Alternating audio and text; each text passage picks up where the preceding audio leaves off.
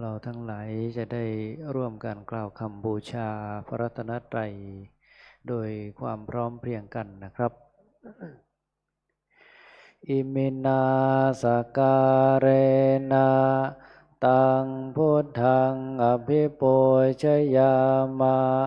อิมินาสการเรนะตังธัมมังอภิปูชยามะอิมินาสการเร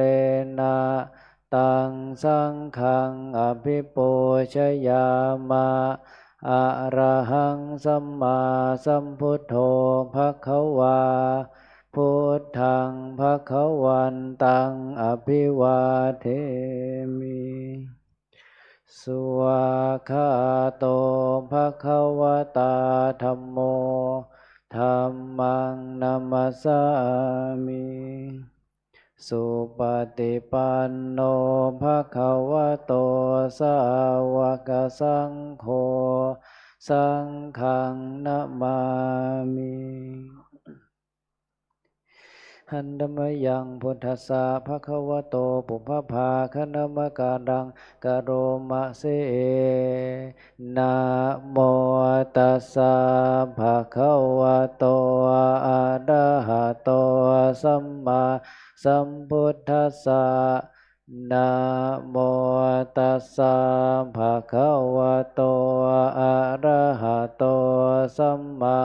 สัมพุทธัสสะนะโมตัสสะภะคะวะโตอะระหะโตสัมมา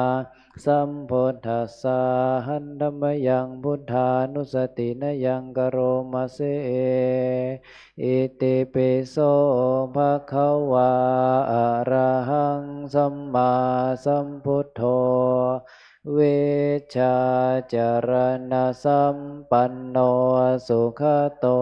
โลกวิทูอนุตตโรปุริสธรรมสารถิสัทธาเทวมนุษย์สานังพุทโธภควาติกายเยนวาจายวเจตสวาพุทเทกุกัมมังปะกตังมยายัง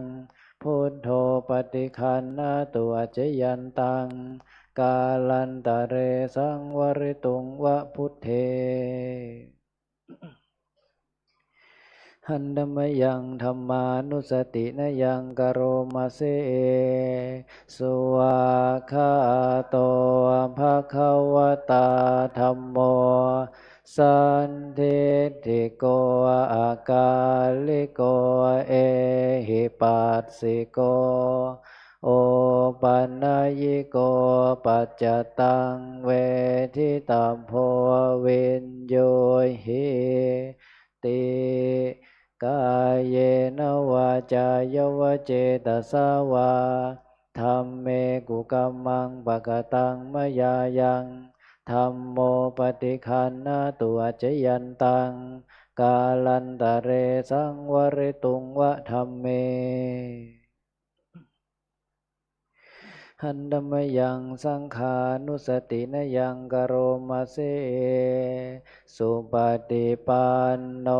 ภะคะวะโตสาวกสังโฆอุชุปฏิปันโน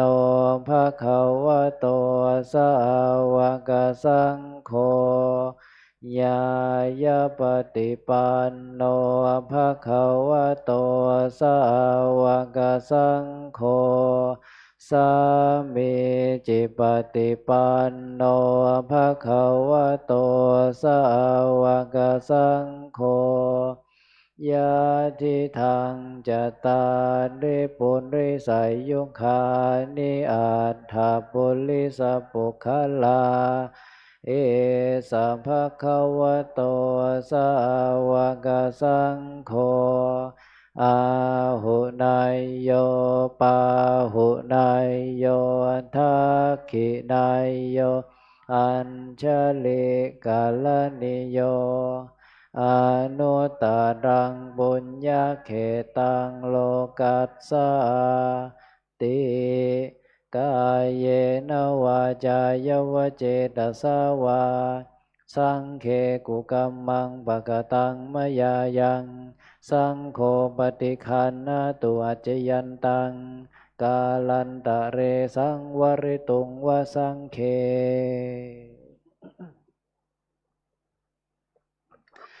หันดมยังสิริมังคลมหาเทราภิทุติคาทายโยพนามเสสิริธาตามหาเทโรหิริโกสิริมังคะโลมังคะโลปายะเมทาวิมังคะโลปายะเทสโกคารุธานิยาปาโมโคสิสานุสิสานายโกโลกานุกรรมปิเมตายาสติปัฏฐานาทารโกสติมาปะมาโตจาตังนามัสสามิสัพพะทาติสิริมังคละสมณวิสุทธวงศ์โสภาสง่าองค์ทรงสิริมิวางวายสำรวมยืนเดินนั่งผู้พร้อมพรั่งด้วยละอายปัญญาขจรขจายชี้อุบายอันมงคลควรแก่ฐานะครูนำสิทธิรู้ทุกหมู่ชนชาวโลกต่างได้ยนต์สงเคราะห์ชนด้วยเมตตาผู้ทรงสติปัฏฐานตลอดกาลทุกเวลาทรงนามสติมาไม่ประมาทอาจงามข้าขอนมัสการประดิษฐานในทุกยามเถระผู้ทรงนามว่าสิริมังคะโล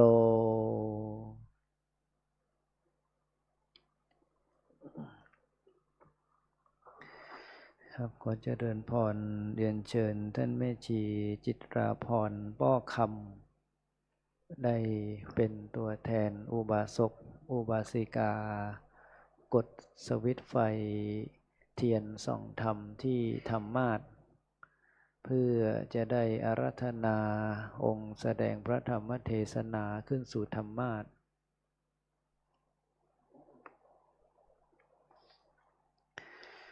ครับสำหรับในวันนี้วันโกนแรม14ค่ำเดือน4วันอังคารที่17มีนาคมพุทธศักราช2569เราท่านทั้งหลายได้รับเมตตาจากท่านพระอาจารย์มหาพฤกษ์ประภัสโรเรียนธรรม7ประโยคผู้ช่วยเจ้าวาดพระรามหลวงพระวิปัสสนาจารย์ประจำสำนักปฏิบัติธรรมประจำจังหวัดเชียงใหม่แห่งที่1จะได้เมตตาให้ธรรมะเป็นทานในภาคค่ำของวันนี้ในโอกาสนี้จะได้ขอน้อมกราบพระรัตนาท่านอาจารย์พระมหาพฤกษ์ประภัสโรได้ขึ้นสู่ธรรมาสน์ขอน้อมกราบพระรัตนาด้วยความเคารพครับ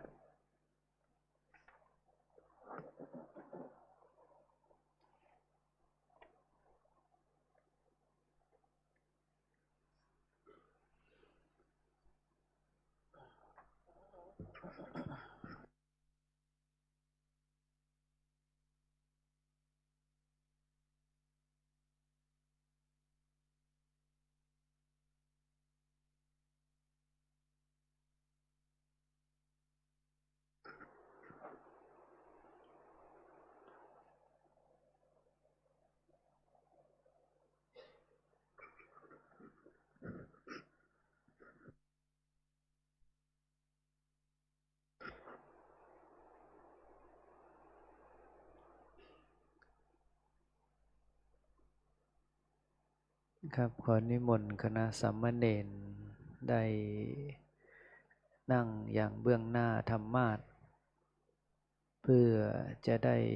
สมทานทัศศีลแล้วก็จะได้สวดสาธยายสามเณรสิกขาสืบต่อไปขอนิมนต์ครับ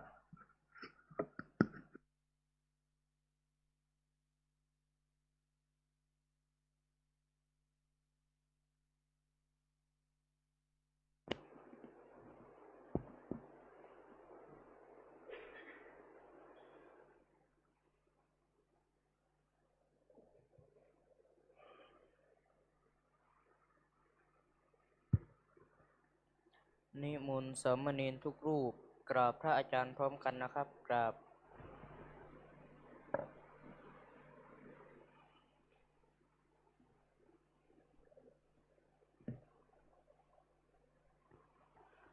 มายังพันติสารณสิลังยาจามะทุติยมปิมายังพันติสารณสิลังยาจามะตติยมปิมายังพันติยาจามะนะโมตัสสะภะคะวะโตอะระหะโตสัมมาสัมพุทธัสสะนะโมตัสสะภะคะวะโตอะระหะโตสัมมาสัมพุทธัสสะนะโมตัสสะภะคะวะโตอะระหะโตสัมมาสัมพุทธัสสะนะโมตัสสะภะคะวะโตอะระหะโตสัมมาสัมพุทธัสสะนะโมตัสสะภะคะวะโตอะระหะโตสัมมาสัมพุทธัสสะนะโมตัสสะภะคะวะโตอะระหะโตสัมมาสัมพุทธัสสะยะมหังวัฏามิตังวะเทธาอามะพันเตพุทธังสรณังคัจฉามิ พุทธังสรณังคัจฉามิธัมมังสรณังคัจฉามิ ธัมมังสรณังคัจฉามิ สังฆังสรณังคัจฉามิ สังฆังสรณังคัจฉามิ ทุติยัมปิพุทธังสรณังคัจฉามิ ทุติยัมปิพุทธังสรณังคัจฉามิ ทุติยัมปิธัมมังสรณังคัจฉามิ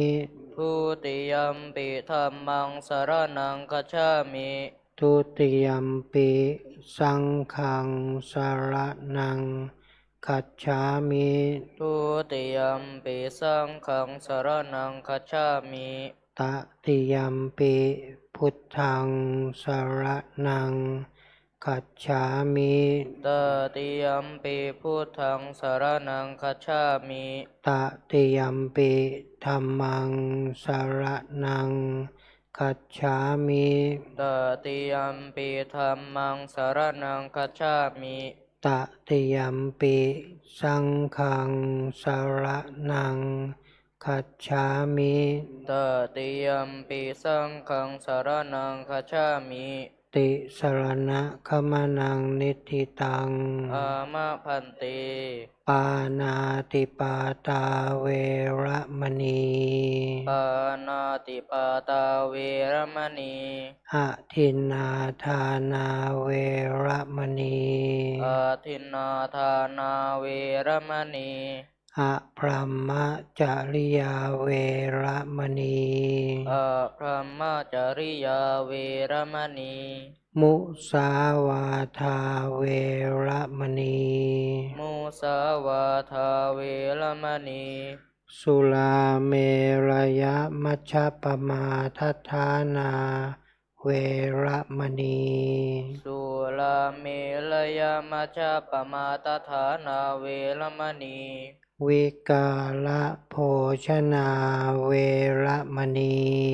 วิกาลโภชนาเวรมณี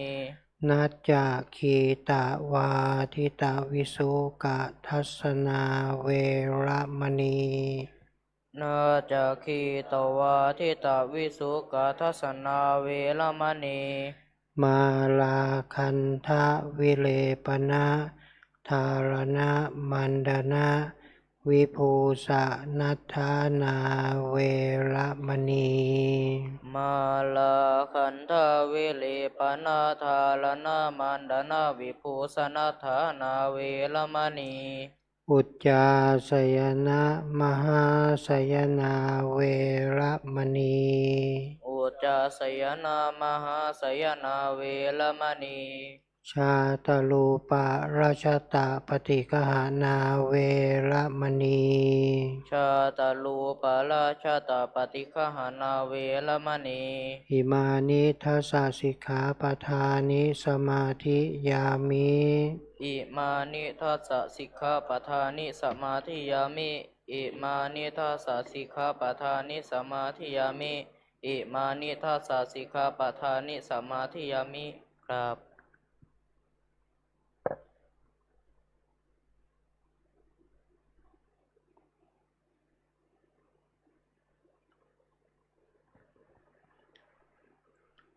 สัมพุทโธ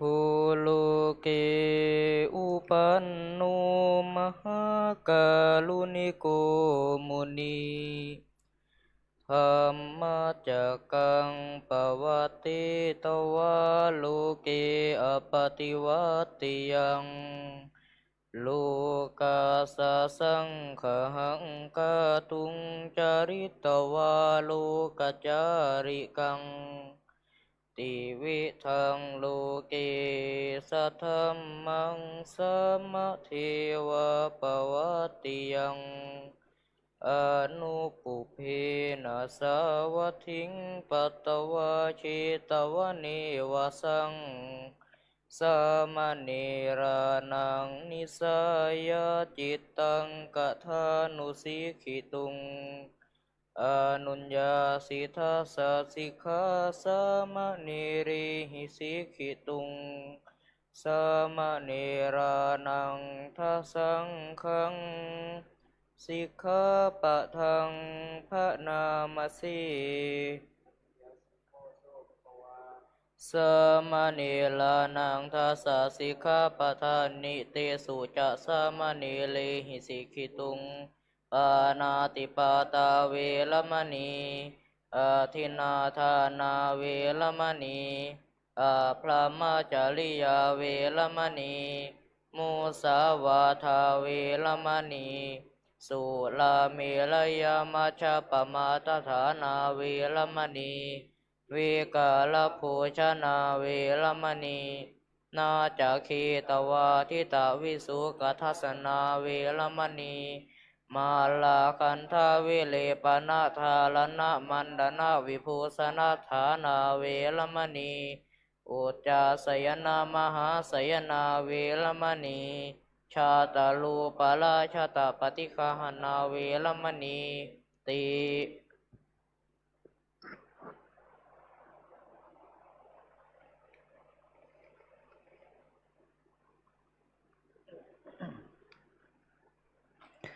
ครับขอเจริญพรเรียนเชิญท่านแม่ชีวรธาประจักษ์วิชาญได้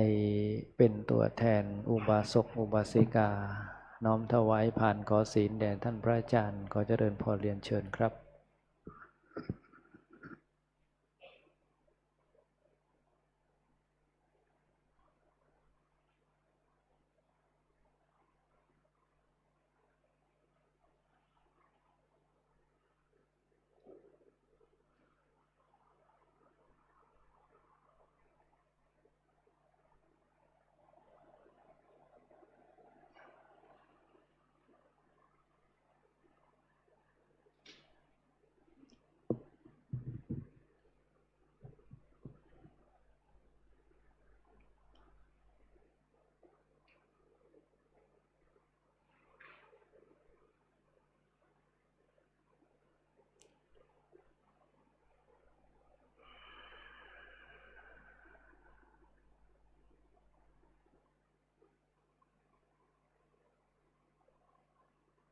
ขอเชิญแม่ชีโยคีผู้ปฏิบัติธรรมทุกท่าน กราบพระอาจารย์พร้อมกัน3 ครั้งค่ะกราบกราบกราบมายังพันเตติสรเนนะสหอัตถศีลานิยาจามะทุติยัมปิมายังพันเตติสรเนนะสหอัตถศีลานิยาจามะตาติยัมปิมายังพันเตติสรเนนะสหอัตถศีลานิยาจามะ นะโมตัสสะภะคะวะโตอะระหะโตสัมมาสัมพุทธัสสะนะโมตัสสะภะคะวะโตอะระหะโตสัมมาสัมพุทธัสสะนะโมตัสสะภะคะวะโตอะระหะโตสัมมาสัมพุทธัสสะ นะโมตัสสะภะคะวะโตอะระหะโตสัมมาสัมพุทธัสสะนะโมตัสสะภะคะวะโตอะระหะโตสัมมาสัมพุทธัสสะนะโมตัสสะภะคะวะโตอะระหะโตสัมมาสัมพุทธัสสะ พุทธังสรณังคัจฉามิ พุทธังสรณังคัจฉามิ ธัมมังสรณังคัจฉามิ ธัมมังสรณังคัจฉามิ สังฆังสรณังคัจฉามิ สังฆังสรณังคัจฉามิ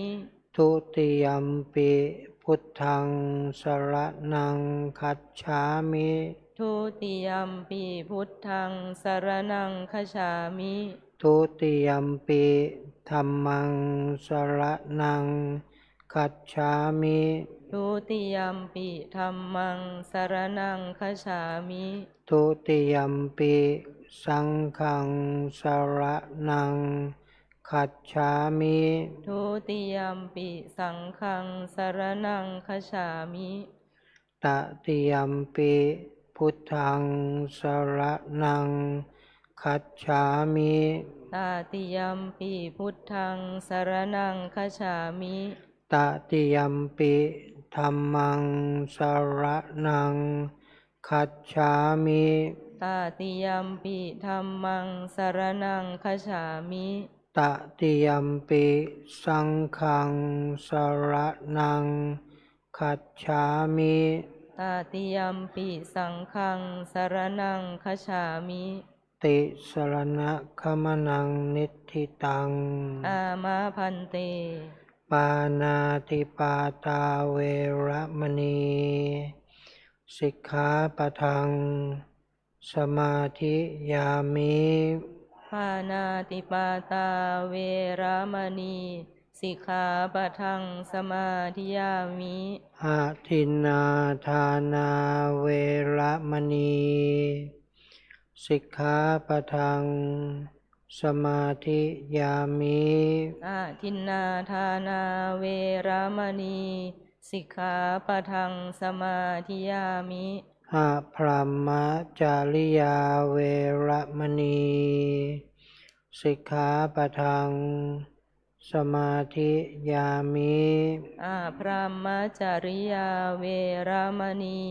สิกขาปะทังสมาธิยามิ สุราเม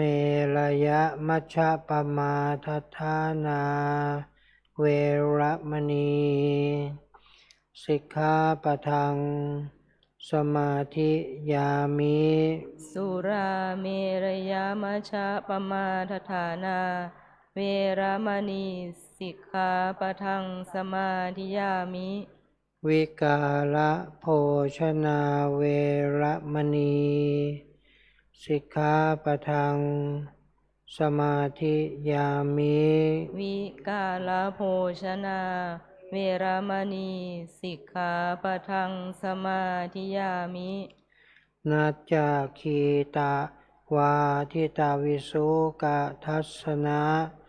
มาลาคันธาวิเลปนะทารณะมันดนะวิภูสะนัฏฐานาเวรมณีสิกขาปะทังสมาธิยามิ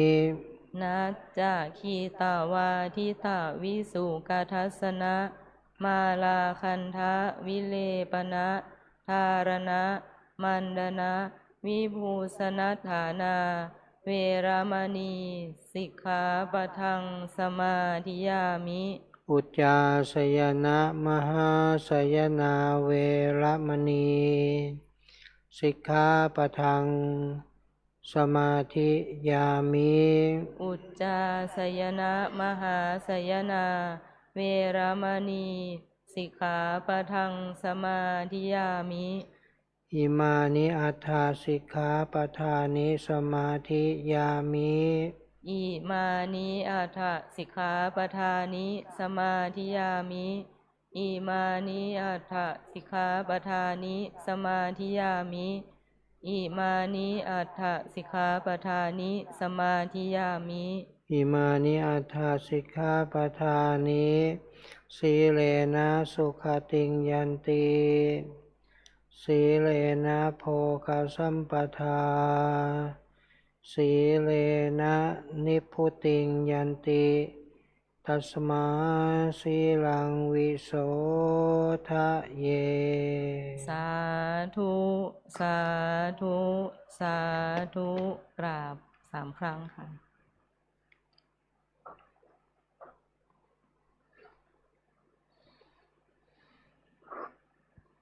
ครับก็เจริญพรเรียนเชิญท่านแม่ชี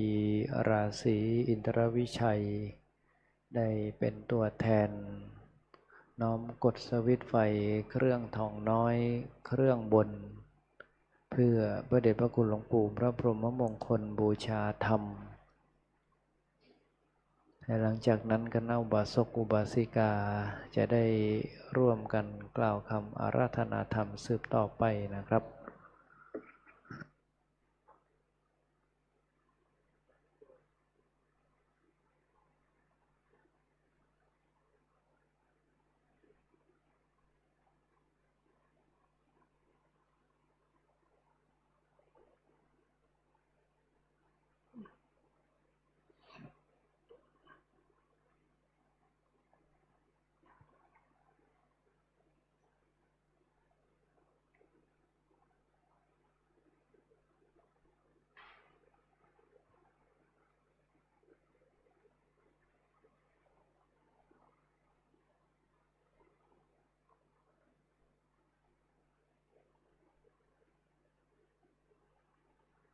ขอเชิญแม่ชีโยคีอาราธนาธรรมพร้อมกันนะคะ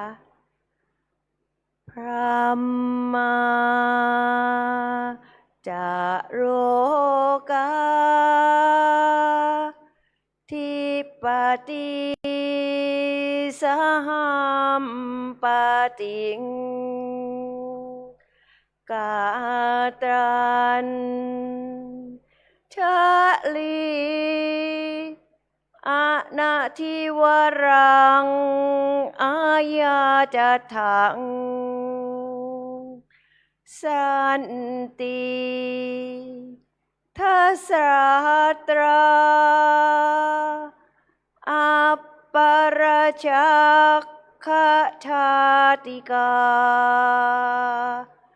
เทเสหิธรรมังอนุกรรม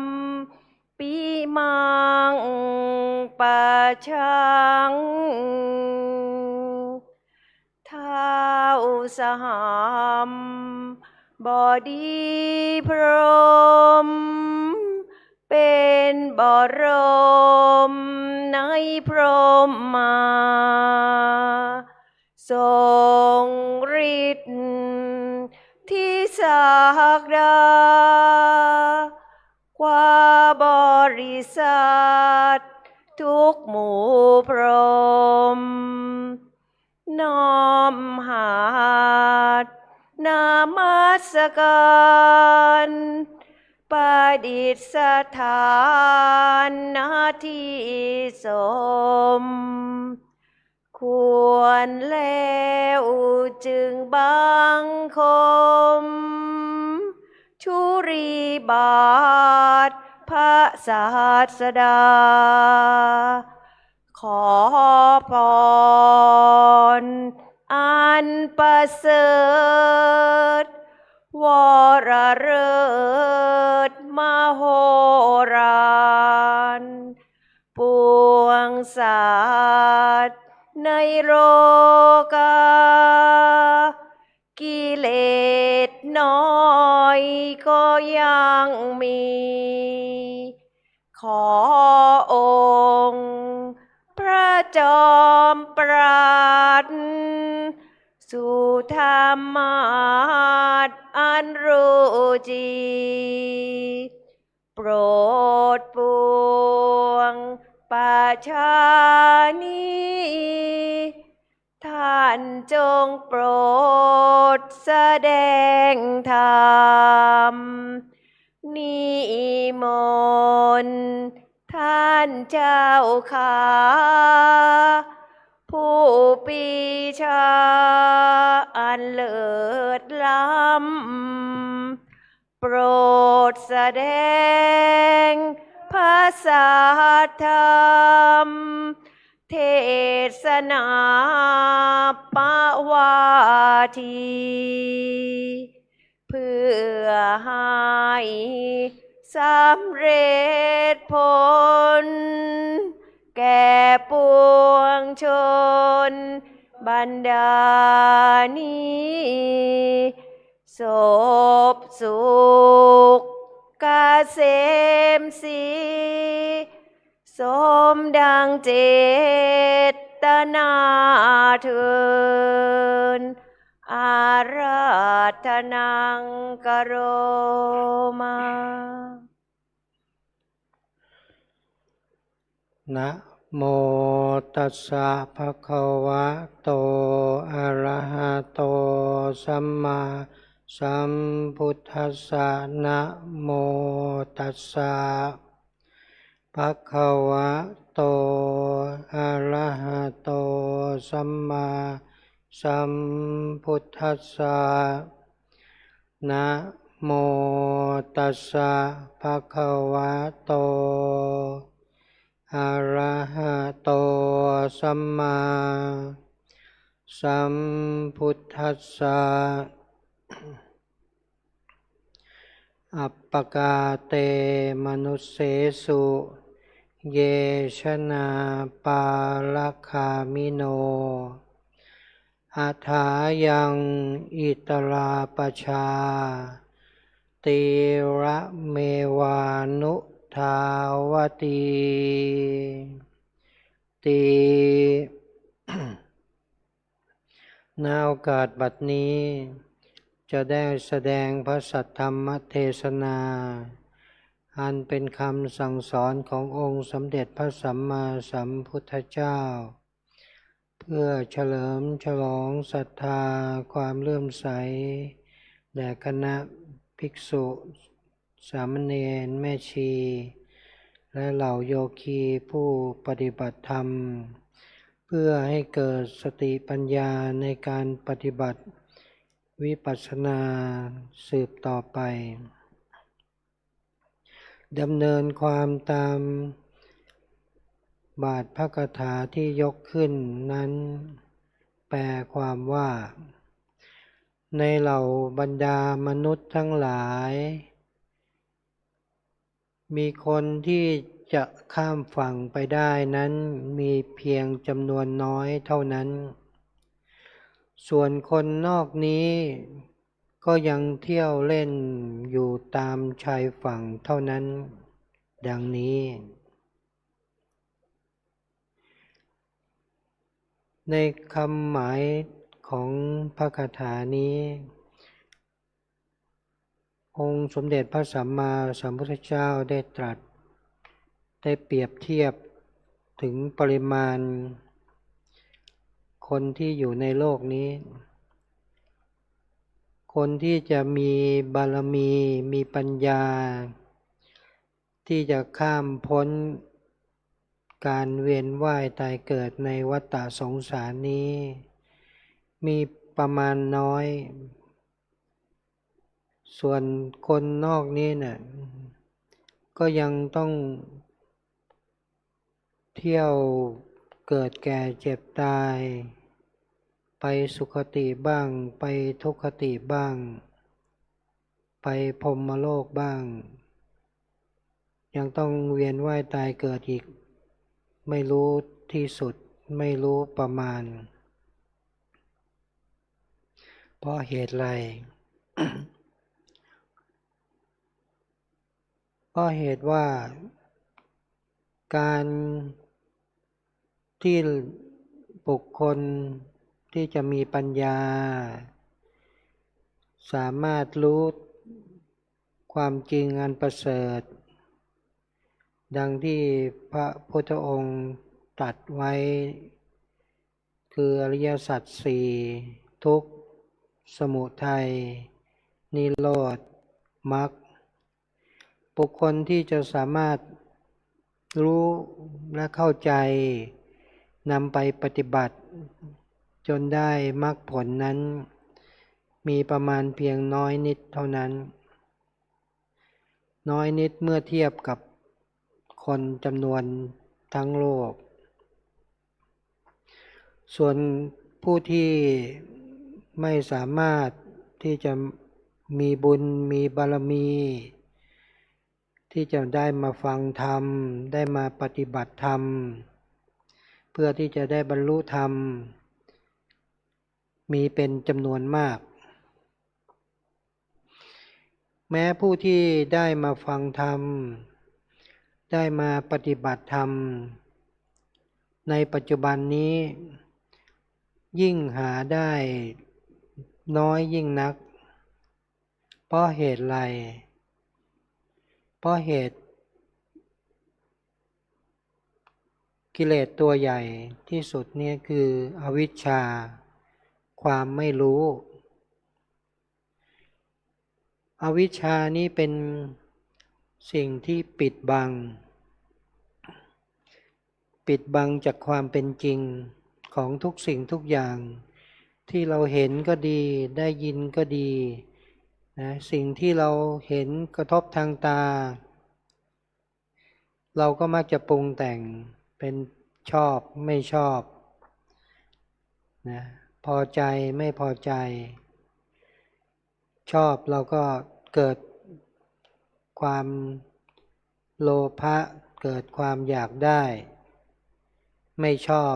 เราก็เกิดโทสะถ้าเราหลงเพลิดเพลินมันก็เป็นโมหะเนี่ยกิเลสทั้งสามตัวโลภะความอยากได้โทสะความขุ่นเคืองความโกรธนะโมหะความลุ่มหลงเพลิดเพลินเนี่ยกิเลสทั้งสามตัวเนี่ยแหละมันหลอกเราเฉพาะหน้านี่แหละให้เราหลงเพลิดเพลินไปกับมันแม้ผู้ปฏิบัติเองก็ยังหลงเพลิดเพลินอยู่หากยังไม่ได้รู้ปัญญาแทงตลอดถึงสิ้นกิเลสนะจบพรหมจรรย์ก็ยังถือว่าเป็นผู้ยังต้องเป็นสัมภเวสียังต้องไปเวียนว่ายตายเกิด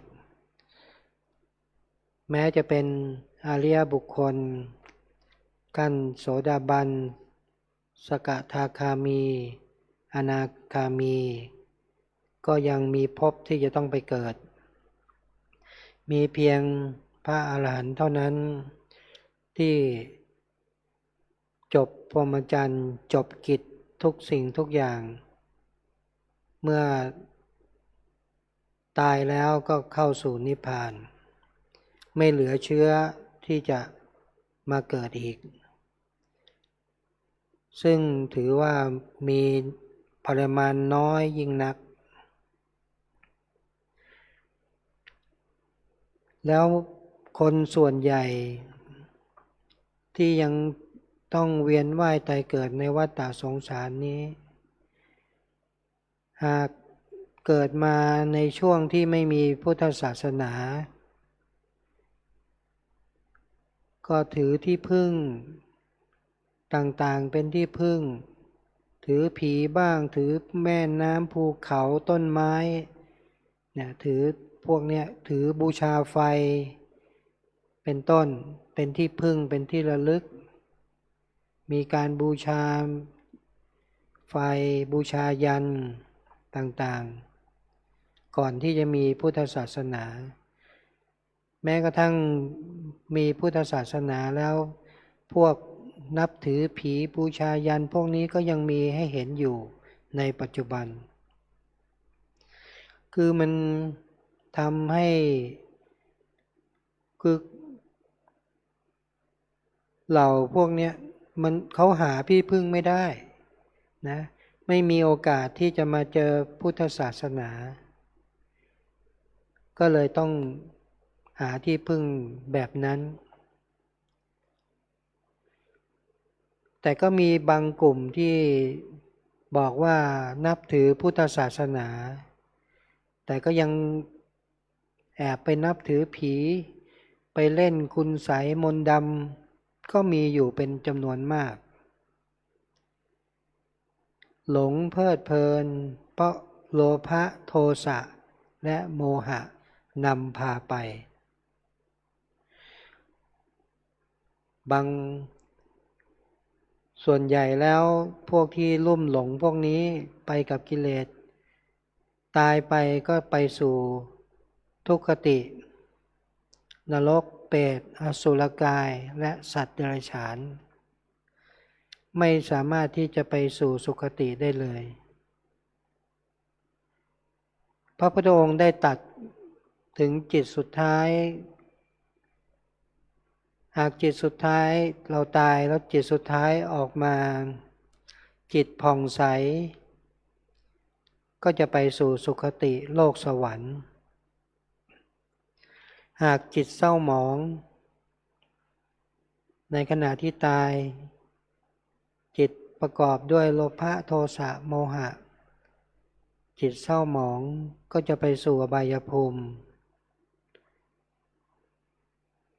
ซึ่งถ้าเปรียบเทียบปริมาณนั้นผู้ที่ไปสุคติเนี่ย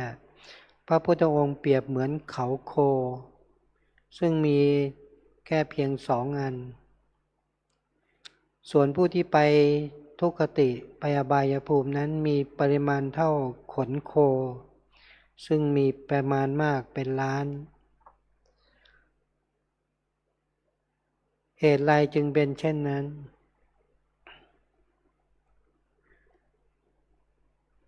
หากเราขาดที่พึ่งเราเกิดมาในช่วงที่ไม่มีพุทธศาสนาเราไปยึดถือสิ่งผิดโดยอำนาจกิเลสของโลภะโทสะโมหะนะยิ่งเกิดในช่วงที่มีสงคราม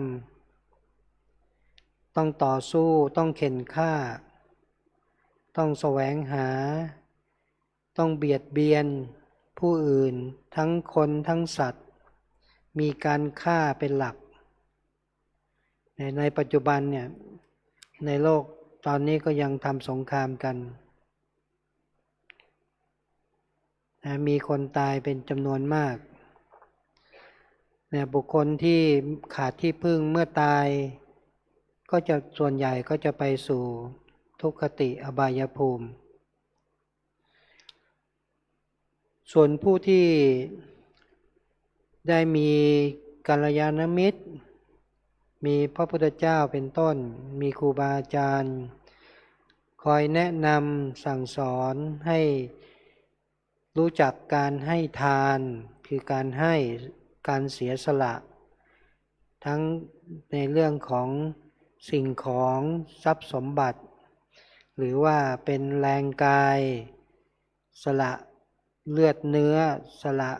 กำลังกายซ้ำถึงแม้ทั้งถึงขนาดที่ว่าสละชีวิตนะซึ่งเป็นปรมัตถบารมีของทานบารมีเนี่ยรู้จักการให้ทานคือการให้กับสัตว์เดรัจฉานนะแม้กระทั่งสัตว์เล็กตัวเล็กๆให้มดให้ปลาให้สุนัขให้แมวที่อนาถาขาดที่พึ่งนะโปรยอาหารให้เป็นทานก็ถือว่ามีอานิสงส์ทำให้การเวียนว่ายตายเกิดในวัฏฏะสงสารเนี่ยบุคคลที่ผู้ให้ทานนั้นก็จะไม่อดอยากหลายสิบชาติหากให้กับบุคคลผู้ไม่มีศีลก็จะได้อานิสงส์มากกว่าให้กับสัตว์เดรัจฉานหากให้กับบุคคลผู้มีศีล5ศีล10สามเณรศีล8หรือว่าศีล227นะภิกษุก็ตามก็มีอานิสงส์มากขึ้นไป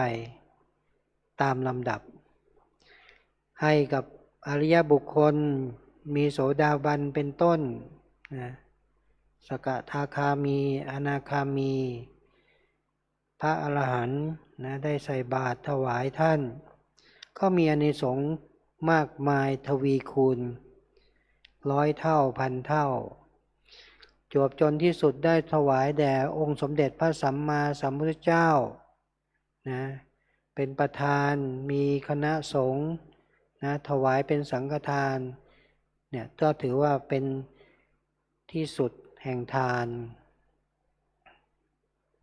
มีอานิสงส์มากมายล้นพ้นเกินพรรณนานี่ในเรื่องของทานแล้วก็สอนให้รู้จักการรักษาศีลนะศีล5เนี่ยเว้นจากการเบียดเบียนไม่ฆ่าสัตว์ไม่ลักทรัพย์ไม่ประพฤติผิดในลูกเมียผู้อื่นไม่พูดจาโกหกมดเท็จหลอกลวงผู้อื่นเบียดเบียนผู้อื่นนะแล้วก็ไม่เสพสุรามึนเมาเนี่ยศีล5นี่แหละสำคัญไม่เบียดเบียนทั้งตนเองไม่เบียดเบียนทั้งผู้อื่นเนี่ยศีล5เนี่ยเป็นที่พึ่งที่จะปิดไม่ให้ตกไปสู่อบายภูมิหากเรารักษาได้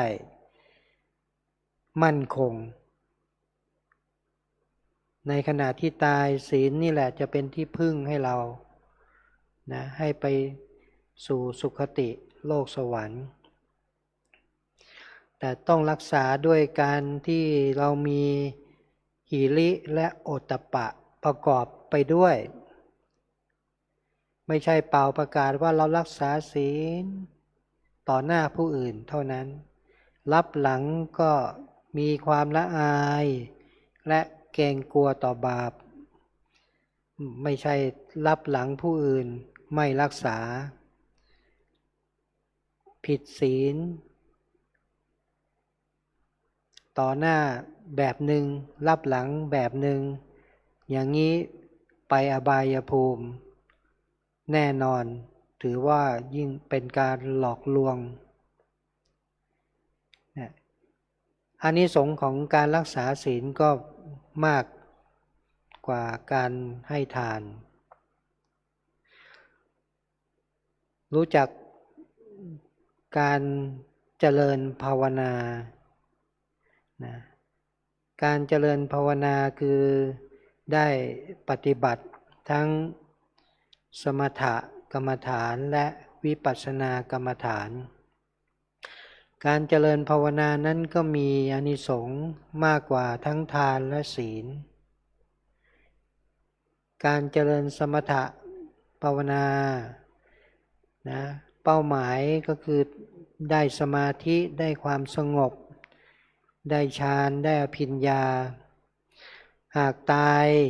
ในขณะที่ยังรักษาฌานได้นะถ้าเป็นรูปฌานก็ไปเกิดเป็นรูปภพ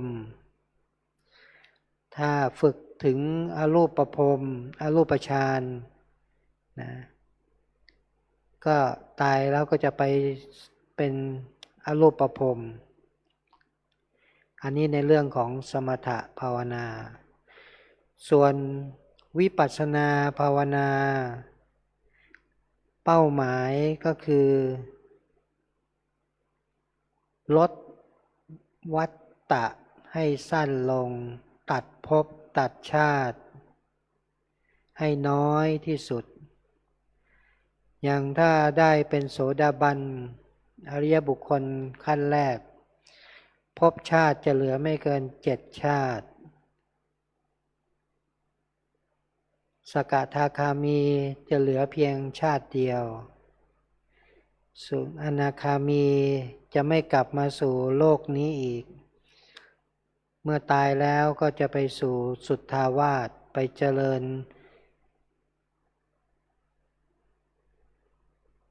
ภาวนาที่นั่นต่อจนได้บรรลุเป็นพระอรหันต์ส่วนพระอรหันต์นั้นหมดเชื้อที่จะกลับมาเกิดอีกซึ่งบอกในเบื้องต้นนั้นมีปริมาณน้อยมากเมื่อเทียบกับปริมาณของคนทั้งโลกไม่ถึง 1%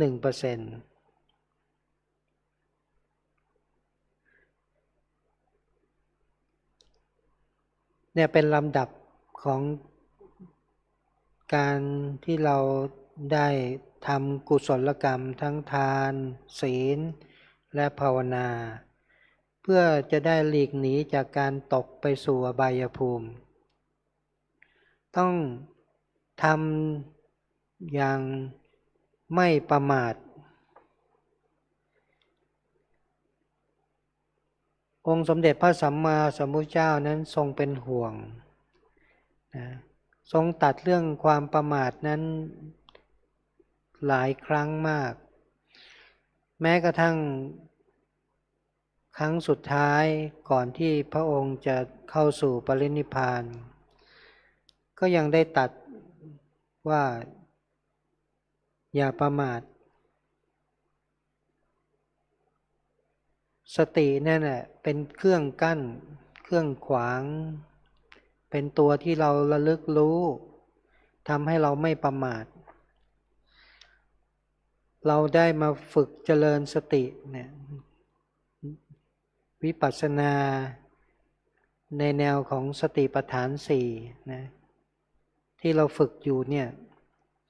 สติที่รู้ไปตามกายคือใช้ร่างกายของเรานี่แหละเป็นอุปกรณ์นะเวลาเราเดินขวาย่างหนอซ้ายย่างหนอนะเราฝึกในเบื้องต้นนะเราฝึกไม่ได้กำหนดรู้นะผู้ปฏิบัติใหม่ๆเนี่ยก็คงสงสัยทำไมเดินจะต้องมาฝึกนั่งจะต้องมาฝึกเราฝึก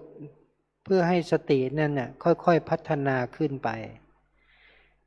คนที่ปฏิบัติวันแรกๆเนี่ยนะถ้านึกได้นะเดินแค่ขวาย่างหนอซ้ายย่างหนอขวาย่างหนอซ้ายย่างหนอเดินไปสักพักหนึ่งเอ้ามันสลับเท้าแล้วบอกขวาเป็นซ้ายซ้ายเป็นขวาก็มีนะแต่นี่เรียกว่ามันขาดสติมันหลงไปกับความคิดบ้างหลงไปกับอารมณ์เพลิดเพลินต่างๆนะทำให้เราขาดสติที่เป็นปัจจุบันนะพอมาสังเกตอ้าวผิดแล้วนะก็มีเป็นอันมากนะเวลาเรานั่งสมาธิเนี่ยกำหนดพองหนอยุบหนอเนี่ยผู้ปฏิบัติใหม่ๆเนี่ยบางทีไม่รู้สึกเลยถึงการกระเพื่อมขึ้นกระเพื่อมลงของท้องนะต้องให้เอามือจับจึงรู้สึกก็มีพอปฏิบัติไปได้วันที่2วันที่3แล้วค่อยจะมีความรู้สึกขึ้นมาเนี่ยแหละสติเนี่ยเรามาฝึกเพื่อพัฒนาให้มันมีกำลัง พอสติมีกำลังเนี่ยมันก็สามารถที่จะรู้อยู่กับปัจจุบันได้ไม่เผลอไปบ่อยๆมีเผลอไปสักพักหนึ่งก็รู้เร็วขึ้นค่อยๆรู้เร็วขึ้นเมื่อสติพัฒนาจนมีกำลังเนี่ยมันเป็นสติที่อยู่กับปัจจุบันแล้วก็จัดเป็นหมวดหนึ่งก็คือสติสัมโพชฌงค์เรียกว่าเป็นองค์ที่จะทำให้เกิดการบรรลุธรรมได้เนี่ยเราฝึกสติเป็นอย่างแรกเมื่อสติมีกำลังมีความเพียรนะมีศรัทธาสมาธิก็จะบังเกิดขึ้นสมาธิคือการที่จิตตั้งมั่นจิตตั้งมั่นได้บางคนเนี่ยได้องค์ฌานเป็นรูปฌานที่หนึ่งรูปฌานที่สองรูปฌานที่สามรูปฌานที่สี่ก็มีฌานของสมถะกับฌานของวิปัสสนาก็แตกต่างกันฌานของสมถะเนี่ยสงบนะเกิดจากการที่กำหนดอารมณ์เดียวส่วนของวิปัสสนาเนี่ยกำหนดทุกอย่างเลยกายเวทนาจิตธรรมสิ่งที่เข้ามากระทบทุกอย่างลักษณะฌานของสมถะนั้นแนบแน่นจนถึงฌานที่สี่เนี่ยเรียกว่าลมหายใจก็ขาดไปความรู้สึกก็ขาดไปเหมือนก้อนหินแข็งนะถ้าเทียบสามารถข่มกิเลสได้ไหมเหมือนหินทับหญ้าอยู่ในฌานเนี่ยสงบระงับเหมือนไม่มีกิเลสเลยแต่ออกจากฌานแล้วอาจจะรุนแรงกว่าคนที่ไม่ได้ปฏิบัติเพราะไปข่มไว้พอออกจากสมาธิออกจากฌานมันรุนแรงมากโกรธก็โกรธแรงมากส่วนของวิปัสสนานั้นแตกต่างกันยังรู้อยู่กับปัจจุบันยังรู้อยู่กับปัจจุบันทำให้เกิดปัญญาที่รู้ไปตามความจริงเห็นถึงพระไตรลักษณ์อนิจจังคือมันไม่เที่ยงทุกสิ่งทุกอย่างเกิดขึ้นมาแล้วก็ดับไปเกิดขึ้นตั้งอยู่แล้วก็ดับไปเกิดขึ้นตั้งอยู่แล้วก็ดับไปไม่มีสิ่งใดที่จะจีรังยั่งยืนเปลี่ยนแปลงตลอดเวลาเห็นถึงความเป็นทุกข์ทุกข์กายก็ดีทุกข์ใจก็ดีนะผู้ปฏิบัติใหม่ๆเนี่ยส่วนใหญ่เวลามันปวดขาปวดเข่านะก็อยากที่จะขยับมันเพื่อให้มันหายนะเพราะว่าไม่สามารถทนได้หรือไม่ยอมที่จะทนมันก็จะไม่เห็นที่สุดของมันนะวิปัสสนาจารย์ต้องคอยแนะนำว่าอดทนให้ดูไป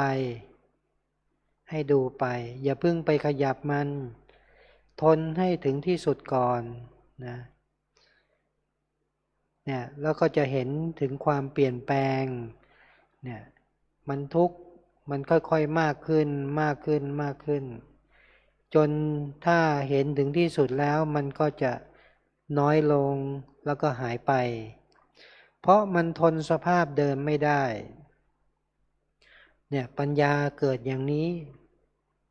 อนิจจังทุกขังแล้วก็อนัตตาความไม่ใช่ตัวตนความที่เราไม่สามารถที่จะไปบังคับอะไรได้มันไม่ใช่ตัวตนมันไม่ใช่ของเราเนี่ยร่างกายเนี่ยเราแค่ยืมมาใช้เท่านั้นเองเมื่อเราตายเราก็ไม่ได้เอาไปด้วยเราอยากเอาไปได้ไหมไม่ได้ตอนที่เรายังอยู่เนี่ยมันหลงไปยึดมันเนี่ยกายเนี่ยเป็นของเราเนี่ยเราจะขยับอะไรก็ได้นะบางคนบอกว่าเนี่ยมันไม่ใช่ของเราก็จะเถียงทำไมจะไม่ใช่นะยกมือเราสั่งให้มันยกมือมันก็ยกมือได้สั่งให้เดินสั่งให้กินสั่งให้นั่นแหละเพราะคนที่พูดอย่างนี้ยังไม่ได้ปฏิบัติยังไม่ได้รู้ถึงความเป็นจริงก็คิดไปอย่างนั้นแต่เมื่อได้ปฏิบัติแล้วเราไม่สามารถบังคับมันได้เลยถ้ามันเป็นของเราเราต้องบอกมันได้เนี่ยถึงเวลามันจะป่วยเนี่ยมันเคยขออนุญาตเราไหมไม่เคยป่วยมันป่วยเลยนะถึงเวลามันจะตายเราขอมันอย่าเพิ่งตายได้ไหมเนี่ยอุบัติเหตุโป้งเดียวตายเลยกินข้าวติดคอตายเลยหกล้มหัวฟาดก็ตายได้เหมือนกันนะเราก็บังคับอะไรมันไม่ได้เนี่ยเกิดแก่เจ็บตายแม้องค์สมเด็จพระสัมมาสัมพุทธเจ้าก็หลีกหนีความตายไปไม่ได้แต่ของพระองค์นั้นเป็นการตายครั้งสุดท้ายตายด้วยหมดเชื้อที่จะมาเกิดอีกครั้งแต่ของปุถุชนทั่วไปที่ยังเป็นต้องเวียนว่ายตายเกิดเป็นสัมภเวสีนั้นยังมีเชื้อไปเกิดอีกยังต้องไปแสวงหาร่างใหม่เมื่อเราตายเราทิ้งร่างนี้จิตมันออกมานะมันก็จะไปแสวงหาร่างใหม่ถ้าจิตผ่องใสก็ไปโน่นไปเป็นเทวดาไปสุคติหรือจะกลับมาเกิดในท้องของมารดาอีกครั้งหนึ่งเป็นมนุษย์อีกครั้งหนึ่งหากจิตเศร้าหมองนะยึดติดอะไรนะถ้ากรรมทำกรรมชั่วมากผิดศีลห้าฆ่าสัตว์เนี่ยผิดลูกผิดเมียก็ไปนรกนะโลภะโลภมากนะไปเอาของสงฆ์ไปเป็นของตนก็ไปเป็นเปรตบ้างไปเป็นอสุรกายบ้างนะบางพวกก็ไปเป็นสัตว์เดรัจฉานไปเกิดเป็นสุนัขไปเกิดเป็นแมวไปเกิดเป็นลิงเป็นวัวนะเป็นงูมากมายสัตว์ในโลกนะ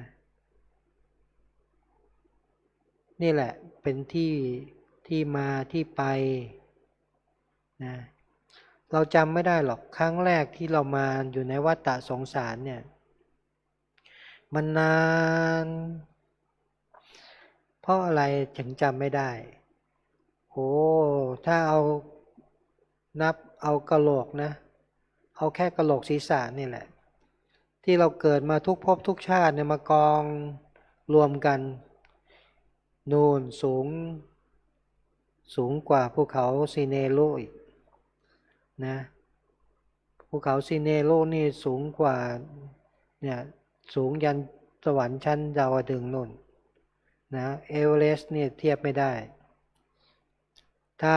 เอาน้ำตาที่เราร้องไห้เสียใจทุกภพทุกชาติมารวมกันเนี่ยนะพระองค์ว่ามากกว่าน้ำในมหาสมุทรทั้งสี่เนี่ยเพราะเหตุนี้แหละเราถึงจำไม่ได้มันนานมากแล้ว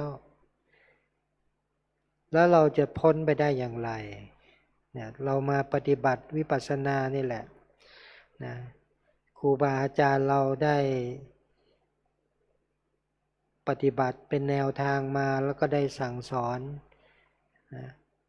เนี่ยเราเจริญสติเนี่ย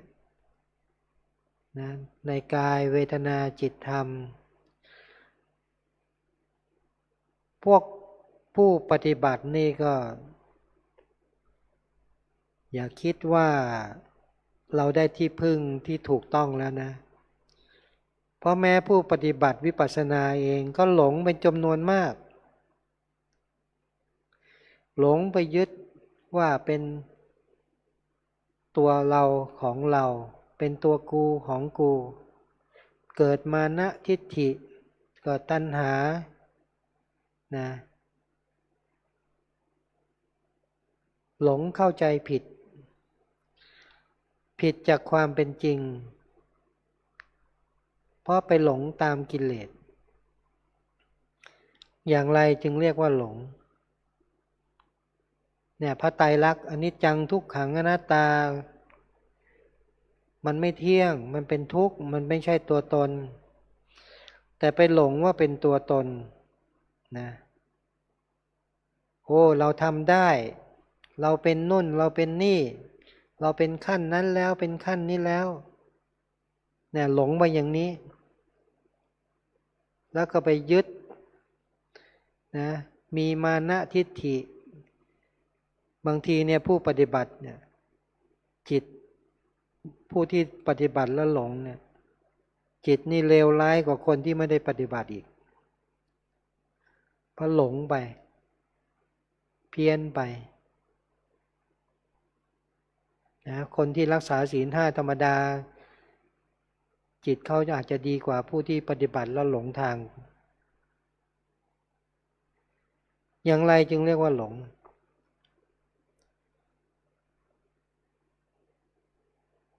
เนี่ยขวาย่างหนอซ้ายย่างหนอสติที่เข้าไปรับรู้เนี่ยรับรู้โดยเป็นผู้เพียงผู้สังเกตคอยรู้เท่านั้นไม่ได้ไปยึดว่าเนี่ยตอนเนี้ยเรากำลังเดินขวาก็เท้าของเราซ้ายก็เท้าของเรากำหนดท้องพองเนี่ยท้องของเราพองท้องของเรายุบ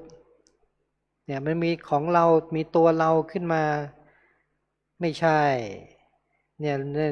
เป็นจุดเริ่มต้นของความหลงเราเป็นเพียงผู้สังเกตคอยรู้อย่าไปยึดมันเอาตัวรู้อย่างเดียวค่อยๆรู้อย่างง่ายๆอย่างหยาบๆเนี่ยขวาย่างหนอซ้ายย่างหนอพองหนอยุบหนอถ้ารู้อย่างถูกต้องคือเรารู้โดยเราเป็นผู้สังเกตเราไม่ใช่ผู้ทำเราไม่ใช่ผู้ลงไปเล่น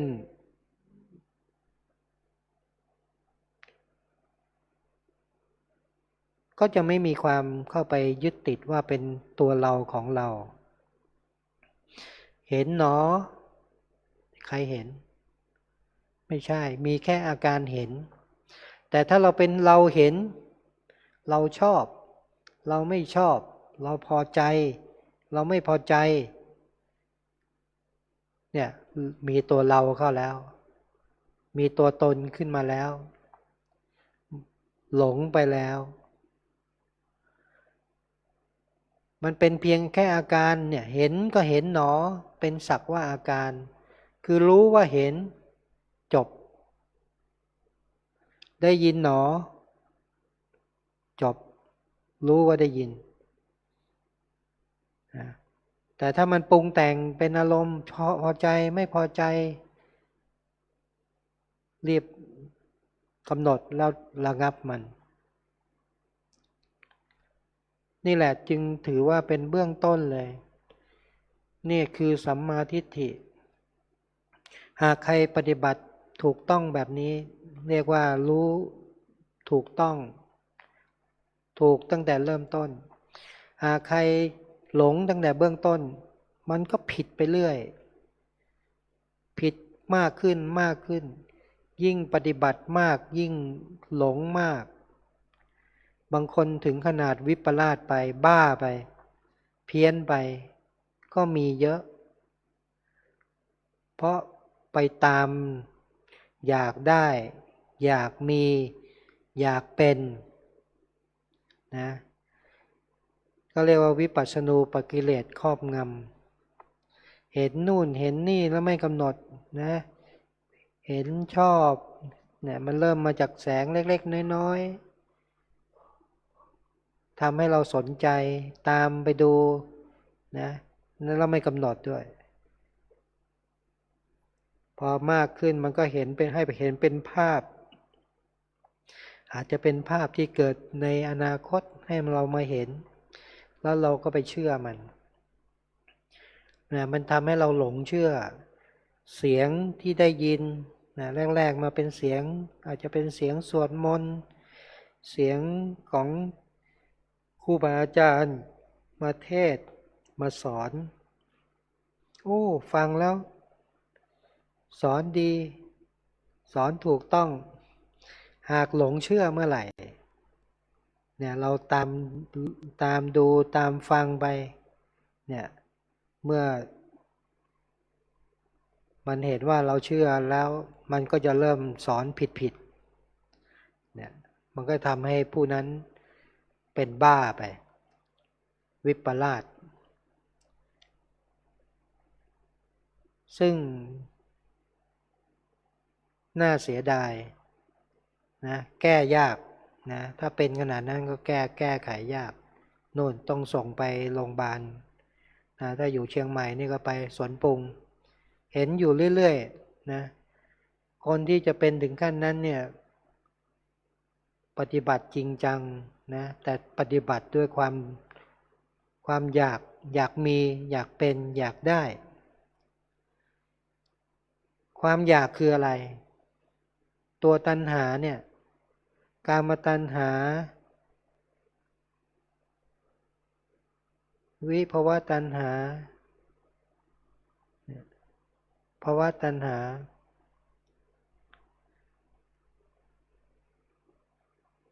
ตัณหาทั้งสามเนี่ยให้ละให้ตัดทิ้งอย่าไปเพลิดเพลินอย่าไปอยากได้กับมันมาเพียงเป็นของล่อทำให้เราหลงทางเท่านั้นเองเนี่ยเรามาปฏิบัติเนี่ยเราเรียนรู้ทุกนะทุกกายทุกใจเป็นอย่างแรกนะปฏิบัติต่อมาเนี่ยมันเกิดตัณหาขึ้นมาให้ละมันอย่าไปตามใจมันผู้ปฏิบัติเนี่ยถ้าปฏิบัติแล้วนะอยากทำนู่นอยากทำนี่นะอยากเนี่ยให้กำหนดอย่าไปตามใจมันให้เพียงกำหนดรู้เมื่ออยากแล้วไปทำตามมันอัตตาตัวตนเกิดขึ้นมาทันทีอัตตาตัวตนเกิดขึ้นมาทันทีทำให้เราหลงยึดว่าเราเป็นนู่นเราเป็นนี่เราได้นู่นแล้วเราได้นี่แล้วเราเป็นขั้นนั้นแล้วเราเป็นขั้นนี้แล้วก็เพี้ยนก็บ้าไปนะทุกสิ่งทุกอย่างสภาวะธรรมทุกอย่างรู้แล้วทิ้งรู้แล้วทิ้งไม่เอาอะไรทั้งนั้นถึงจะได้สภาวะที่ถูกต้องนะนี่แหละมันมีเหตุหลายประการที่ทำให้ผู้ปฏิบัตินั้นหลงไปปฏิบัติไม่ถูกต้องนะทำให้เป้าหมายผิดเพี้ยนเนี่ยพออยากได้นะนานๆไปถ้ามันไม่ใช่ของจริงมันก็จะรู้ด้วยตนเองโอ้บางคนปฏิบัติมาเป็น10 ปี20 ปีตอนหลังเพิ่งมารู้อ้าวที่เราปฏิบัติมานี่มันไม่ใช่ เราไปปรุงแต่งไปหลงไปสร้างสภาวะขึ้นมานะโอ้ก็ยังดีกว่าที่รู้ก่อนที่จะตายนะเนี่ยมีพระเถระรูปหนึ่งไปติดนิมิตอยู่สร้างสภาวะเป็นเมืองนิพพานเลยนะสกทาคามีเนี่ยโสดาบันเป็นเมืองขนาดนี้นะสกทาคามีเมืองใหญ่ขึ้นละเอียดขึ้นสวยขึ้นอนาคามีโอ้วิจิตรพิสดารเนี่ยโอ้เมืองนิพพานที่อรหันต์อยู่เนี่ยโอ้ละเอียดนะปรุงแต่งไปอย่างนี้นะจิตนี่มันปรุงแต่งเนี่ยพิสดารมากอย่าไปหลงเชียวเนี่ยพอได้มาเจอครูบาอาจารย์กำหนดเห็นหนอเห็นหนอเห็นหนออยู่ไม่กี่ครั้งนิมิตที่สร้างมา 20-30 ปีหายฟุบไปมันเข้าพระไตรลักษณ์เนี่ยมันไม่เที่ยงถ้าเรากำหนดมันเนี่ยทุกสิ่งทุกอย่างมันไม่เที่ยงเนี่ยที่มันเที่ยงเพราะเราไปปรุงแต่งมันปัญญาเพิ่งเกิดโอ้โดนหลอกมาตั้ง30 ปีก็ยังดีกว่านะยังดีกว่าตายไปแล้วเพิ่งจะรู้นะโอ้ก็ยังถือว่ายังมีบารมีที่จะรู้ความจริงนะผู้ปฏิบัติอย่าหลงไปอย่างนี้นะอย่างในคอร์สของวัดพระธาตุเนี่ย21 วันคอร์สเบื้องต้นเนี่ยโอ้มันเปลี่ยนแปลงทุกวันเนี่ยมันมีสเต็ปของสภาวะที่จะต้องเปลี่ยนแปลงถ้าผิดเพี้ยนไปถ้าผู้ปฏิบัติผิดเพี้ยนไปหลงทางไปนะวิปัสสนาจารย์ก็จะคอยแนะนำนะคอยห้ามปรามนะก็จะไม่ค่อยหลงนะแต่ต้องทำจริงจังนะต้องทำจริงจังอย่าทำเล่นๆต้องปฏิบัติด้วยความเคารพนะเคารพในครูบาอาจารย์เคารพในองค์สมเด็จพระสัมมาสัมพุทธเจ้าเราถึงจะได้ปัญญาที่แท้จริงรู้ตามความเป็นจริงนะมันจะพัฒนาจิตจากปุถุชนไปสู่จิตของพระอริยะนะจิตของผู้ประเสริฐนี่แหละมันถึงว่าทำไมในเหล่ามนุษย์เนี่ยมีเพียงปริมาณน้อยนิดเท่านั้นเองที่จะข้ามฝั่งไปได้ส่วนคนส่วนใหญ่นั้นก็ยังต้อง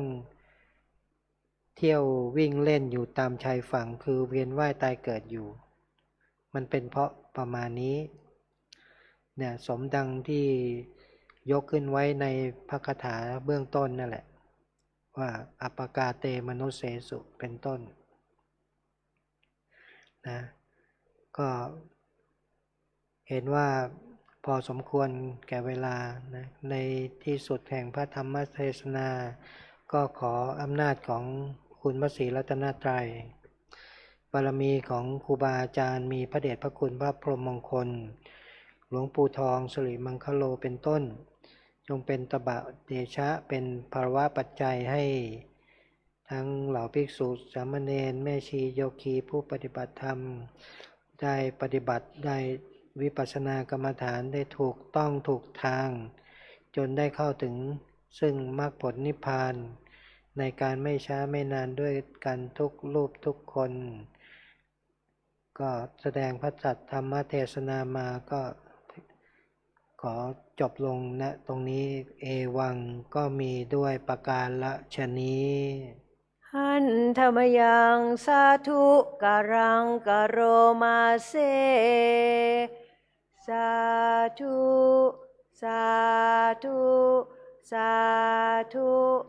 อหังพุทธันจะธัมมัญจะ สังคัญจะสารนังคตา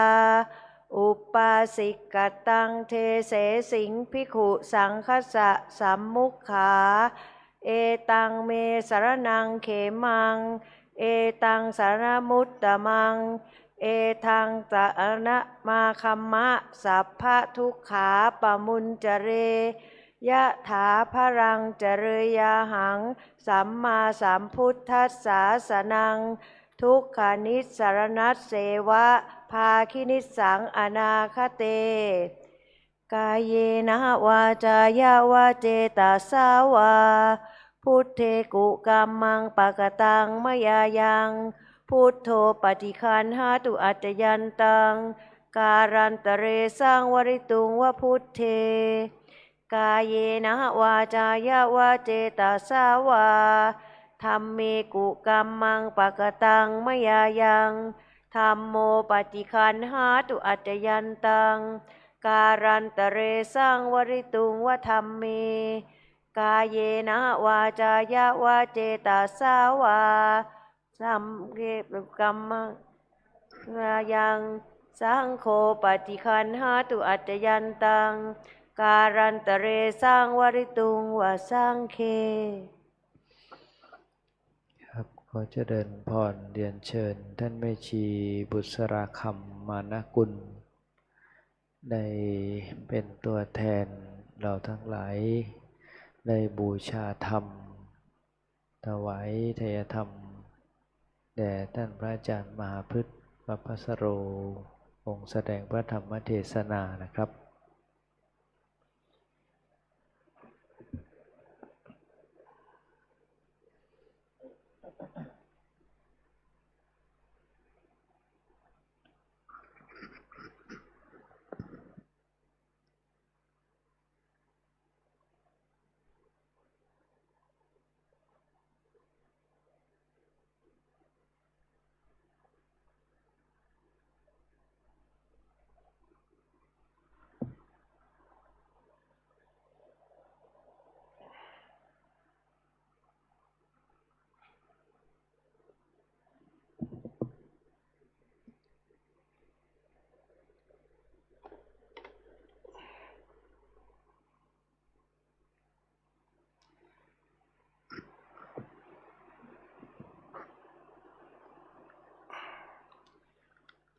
ยะถาวาลิวาหาปุราปาริปุเรนติสาคลังเอวะเมวะอิโตทินังเปตานังอุปกัปปติอิชิตังปัตติตังตุมหังกิปปะเมวะสมิจฉตุสัพเพปุเรนตุสังกปาจันโทปนะละโสยะถามณิโชติละโสยะถาสัพพิติโยวิวัชชันตุสัพพะโลกโควินัสสตุมาเตภวัตวันตรายโยสุขีทีคายุโกภวะอภิวาทนาสีลิสนิจังวุธาปจายโนจัตตารโลธรรมาวัฏันติอายุวันโนสุขังภะลังสาธุสาธุสาธุกับพระธรรมเทศนาเนื่องในวันโกนโดยท่านพระอาจารย์มหาพฤกษ์วัพสโรไปเรียนธรรม7ประโยคผู้ช่วยเจ้าวาดพระรามหลวงพระวิปัสสนาจารย์ได้เมตตาให้ธรรมทานในภาคค่ำของวันนี้กล่าวกับผมในนามพระภิกษุสามเณรแม่ชีโยคีอุบาสกอุบาสิกาสาธุชนทุกคนทุกท่านขอกราบอนุโมทนาขอบคุณท่านพระอาจารย์เป็นอย่างสูงที่เมตตาให้ธรรมะเป็นทานในลำดับต่อไปเราทั้งหลายจะได้ร่วมกันเจริญจิตตภาวนาเป็นระยะเวลา10 นาทีร่วมกันนะครับ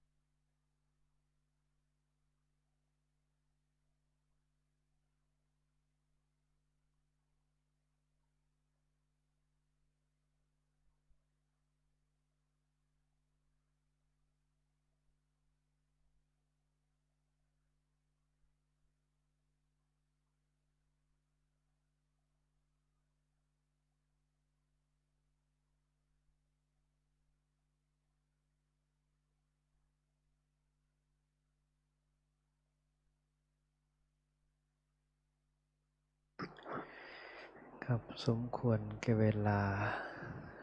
ที่กล่าวคำกรวดน้ำร่วมกันนะครับ อิตังทานากัมมังนิปปานาปัจจยโยโหตุโนนิจังอิตังศีลกัมมังนิปปานาจยโยโหตุโนนิจังอิตังภาวนากัมมังนิปปานาจยโยโหตุโนนิจังยังกินจิกุสลังกตัมพังกัมมังสัพเพหิอัมเหหิกตังปุญญังโนนุโมทันโตสุนันโตพนโตเยเทวะอัสสมิงทานเนอติคาตาติยุกาสันทาหนโตสัมภาสัตตานังสุขีอัตตานังบาลิหาลันตุมาตาปิตาสุตาหนตุทุกขปามุจจันโตสัมเพยติกาสุขิตาหนตุทุกขปามุจจันโตสัมเพยติกาสุตาหนตุทุกขปามุจจันโตสัมเพปิสาสัมเพยัคขาสัพเพเปตาสุตาหนตุทุกขปามุจจันโตสัมเพนัคขตาสุขิตาหนตุทุกขมุจจันโตสัมเพเทวาสุขิตาหนตุทุกขปามุจจันโตสัพเพอาจาลิโยปัชฌายาสุขิตาหนตุทุกขสัพพะสัมปตินังสัมมิชันตุโววันธามิพุทธังสัพพังเมโตสังฆัมมะธัมเมพันเตวันธามิธัมมังสัพพังเมสังฆัมมะธัมเมพันเตวันธามิสังฆังสัพพังเมโตสังฆัมมะธัมเมพันเตวันธามิกุลโลปัจจา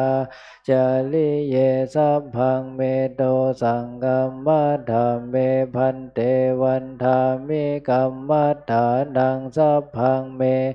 สังฆัมมะธัมเมพันเตวันธามิอาราเมภัตถสีมายังสัพพังเมโตสังฆัมมะธัมเมเตวันธามิเจติยังสัพพังสัพพะทาเนสุปาจิตาสาลีลาธาตุมหาโพธิงพุทธาลูปังสักกาลังสัทธานาคาโลเกเทวะโลเกพระมะโลเกจัมปุติเปลังกา